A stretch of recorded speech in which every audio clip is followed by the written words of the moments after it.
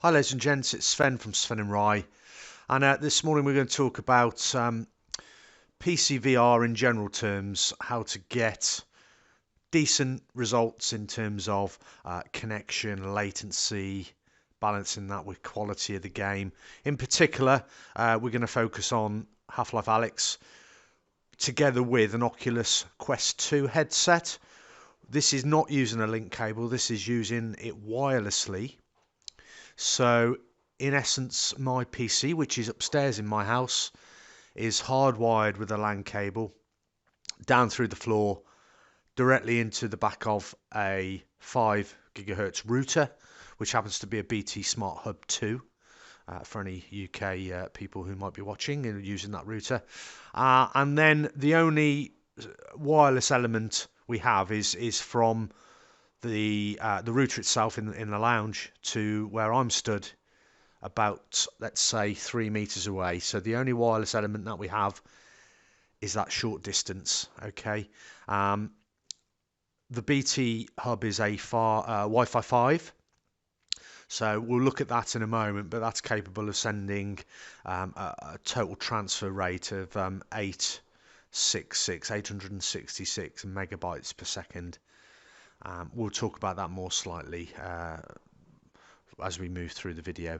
So first thing I wanted to show you is this is basically a view of my desktop on my PC using virtual desktop software itself. We don't need to go through the ins and outs of that.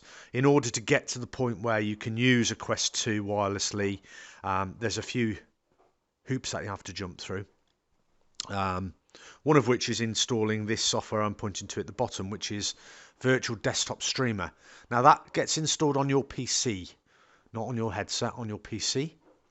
And within the Oculus 2 App Store, you will be able to find Virtual Desktop, excuse me, which you have to pay for. I think it was about £14. It's a fantastic bit of kit. That allows you to connect your headset to your PC and pretty much anything on your PC, videos, music, Facebook, you name it, you can watch, play, interact with in your headset. And in actual fact, settings out of the box to do that kind of thing, if you were watching a video, I don't know, using VLC and watching something back, it's absolutely fine, no issues. The problem comes when you try to play PCVR, because not only are you competing with the streaming aspect, sending all that information down, what you're also asking the PC to do is to decode it PC end, send it down a cable, and then send it wirelessly across to the headset. The headset has to decode it and send it back, send all the signals back. So when you're in game, you're shooting, you're doing this, that, and the other. There's an awful lot of information that has to travel backwards and forwards, and that causes latency in the system. There will be some latency just by virtue of the network anyway, which again I'll show you in a moment. But when you introduce the decoding at the PC end, the decoding at the headset end, the network latency itself, latency, which is, it says game latency, in effect that's the latency caused by the performance of your system. So you can see I've not got a particularly high-end card in mind. This was a great card sort of 4 or 5 years ago, but this now is sort of second or third generation. It still performs very well, actually. It still stands up. I am looking at upgrading this at some point soon. Very difficult at the moment with all the miners buying all the new cards, which is forcing the price up to ridiculous standards. So to get something like an RTX 3000 series, it's just out of reach financially for me at the moment. Something like an RTX 280 Ti, that's a fantastic card. So moving on, first thing I've done within my headset, which I can't easily show you, is open the virtual desktop app. When you've opened the virtual desktop app, you get this desktop. Now, using a NVIDIA graphics card, you can go into NVIDIA control panel, and one of the things to change there straight away is low latency mode. It defaults to off, but you need to send that to ultra, and that will just help the card along a little bit in terms of keeping the latency down. That's literally all I want to show you in there. I'll close that down now. Virtual desktop streamer. This is the interface between the PC and the headset. Okay, you need to open this on your PC first. It's just like that. You can then minimize it, but that has to be running, otherwise you won't be able to connect your headset to the PC. Codecs, you have automatic, H.264 or HEVC. For older cards like mine, I've found that the latency is less with H.264. Okay, my latency at the moment without anything else open is sat at 16, 17 milliseconds. Okay, that will improve when we go into virtual desktop and we go to a game. We'll look at that in a moment. The only other thing on here is to untick automatically adjust bitrate, because we want to play with that within the virtual desktop settings themselves.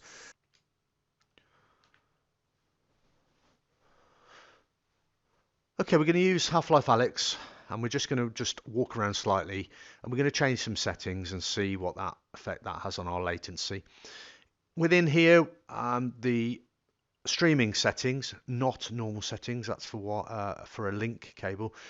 Within the streaming settings, we're going to have sliced encoding activated, because that does help with a few milliseconds on some GPUs, and we're going to have the performance overlay on so we can see what's happening. We're going to leave the VR graphics low, and we're going to go with 90 frames per second. We're not going to move that. I actually had a negative impact when I moved it to 80. Frames per second dropped down to about 75, and actually we had increased latency within the game latency aspect. So with our graphics set at the lowest possible setting within virtual desktop, and also the bit rate at the lowest of 32, you can see we've got a really quite acceptable latency overall. Still little dips in the frame rate and little dips in the game latency, but as I will keep harping on about throughout this video, that really is down to the graphics card itself. In-game settings at the moment I have on medium quality, okay, and that's a direct correlation to your game latency and also your frame rate, but medium seems to be about the good compromise. Whilst I can't really say I see massive differences in the quality, it's nice to know it's set at medium and not low. Okay, but everything else sits quite comfortably. Network, encoding, decoding, all at a very low and acceptable level, giving us a low 30s overall latency, which is perfectly acceptable. Now I'm told the sweet spot is around about 80, and that's the best trade-off between sending a good bit rate but also not having too much loss in latency. So over 80, it is suggested that the visual quality is negligible, but your network latency will start to sort of peak. So around 80, let's try that. And straight away, looking at the network figure, we're down into single figures, and we're holding around about 40 on the overall latency, which is just about acceptable, I would suggest.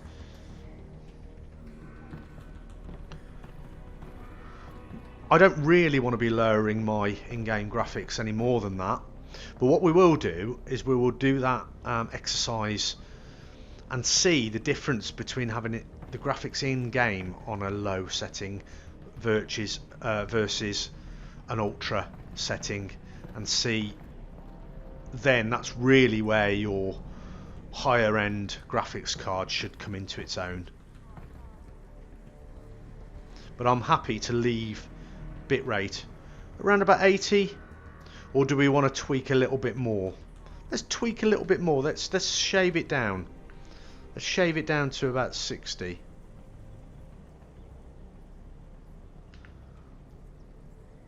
Does that save anything?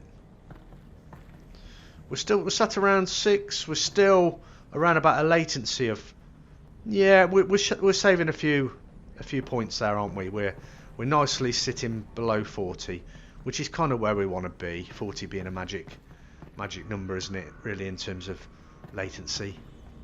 Do things still look good? Yes, they do.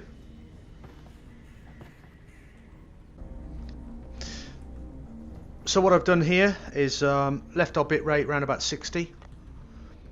Left the virtual desktop graphics settings in high.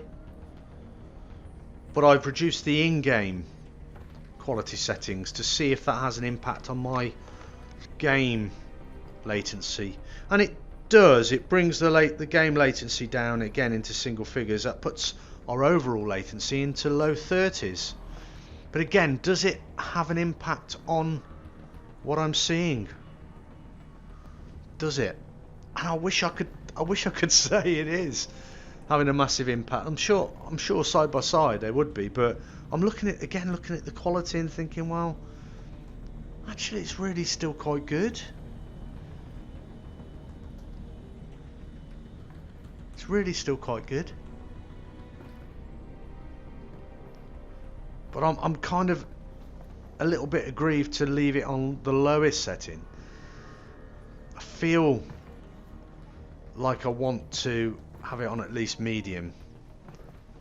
Maybe that's just being snobby, but you can see quite clearly though that the figure's now rarely touching an orange figure in the middle, maybe just occasionally, but we've got really good latency figures there.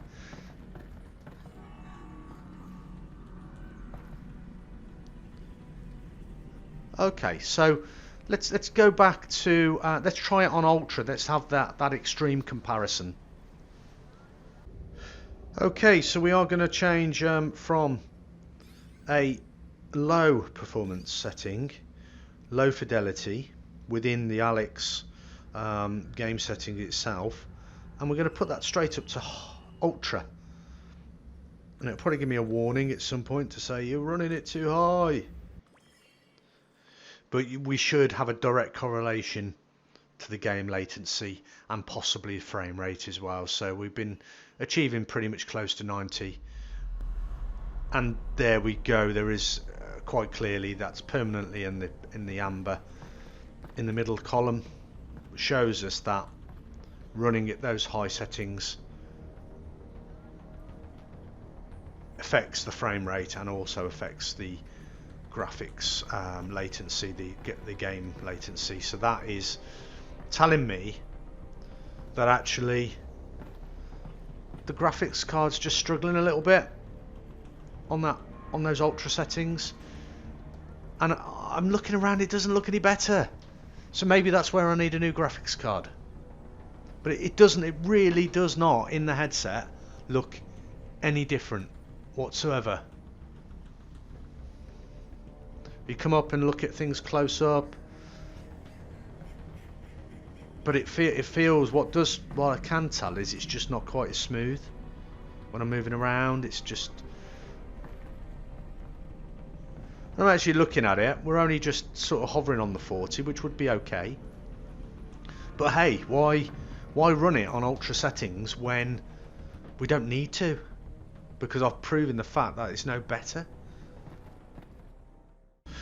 Okay, I just want to very quickly mention graphics quality before I make a conclusion really as to my findings. I tried it on low, medium and high.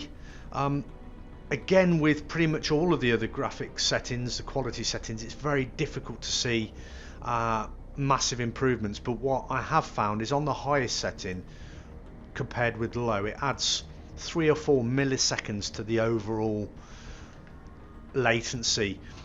It adds to encoding, networking and decoding. It doesn't seem to add to game latency. So I've settled on medium. That brings me in just under the 40 milliseconds total latency, which is kind of a magic figure, isn't it? So let's have a conclusion. What have we found? The easiest way to conclude this and sort of try and tie it up in some logical way is to look at that central column. Let's look at the latency breakdown. We may as well start at the top. Game latency, for me, sat quite permanently in the orange. That's directly tied to frame rate, and that's directly tied to my graphics card, my PC performance, should we say, overall. 980 Ti card, second, third generation. I've reduced my in-game graphics to medium. If I ramp them up to ultra, that increases that figure. Okay, so, and it drops my frame rate. So I've had to compromise on the in-game graphics and set them at medium. But as I've said, can I see any real difference? Do I feel like I'm losing anything? No, I don't really. Encoding, that's pretty much stayed around about 3 or 4 for whatever I've done. And that just tells me that whatever information I am sending out from my PC is coming out efficiently, it's coming out quickly, and it's coming out consistently. Okay, didn't matter what settings I put it on, graphics settings, it didn't matter what bitrate I used, that pretty much stayed around 3 or 4. Networking sits lovely at that. That is directly tied to the bitrate. It's sitting around 6 or 7 at the moment. If I increase the bitrate to 150 maximum, that resulted in around 10 milliseconds being put on top of the figures. So that would have puts me firmly in the area of around about 45 to 50 milliseconds total, which is too much. It's just too high a figure. You're going to start seeing real latency, especially when we get into high intensity areas of gaming with shooting. Decoding, again, directly tied to bitrate. The higher the bitrate, the harder the headset has to work to decode the information it's getting. And again, although it didn't go up as much as networking, if you add 10 to networking and you add another 3 or 4 to decoding, all of a sudden your overall latency is headed up towards 45 and 50. Can we improve networking? Probably with a better router. Will it make a massive amount of difference? Does it make such a difference that you can probably run your bitrate up near 150? Possibly, because it's all a compromise here. If you look at my game latency, because of that figure, that doesn't give me any headroom to increase my bit rates anymore. If I had a really low game latency, I could afford to bring that bit rate up and send more information. Perhaps the better graphics card will deal with it. Perhaps I'll see what I see in my screen is better. I don't really know the limitations of my display. How good should it look? Ideally, I need a really high-end graphics card if somebody wants to lend me one, and put one in this machine and do the comparable. I will do, because ultimately I will get a better graphics card at some point in the near future, but not at the price that they're charging right now, because everybody's bought them up and selling them for double what they're worth. But hopefully the video is going to help a few people out there, because I've spent weeks and weeks scratching my head trying to understand myself what's happening, what makes a difference, what makes an impact. How come an 866 Wi-Fi 5 router doesn't allow me to send a bit rate of 150 megabytes? Well, it does. It's just the way that the system deals with it. Is a Wi-Fi 6 router which allow 1200 megabytes per second better? Yes, it is, but not because it allows more bandwidth, but probably because the components inside are better, and they will probably deal with the bit rate I'm throwing at it whilst maintaining a lower latency, therefore allowing me to tweak upwards other aspects of the system. Thanks for watching, Sven and Ryan. Please come back and subscribe to some of our videos. We're a new channel, we're trying to get our subscribers up. Please click a like, and I'm going to continue with my Alyx walkthroughs in the next few days.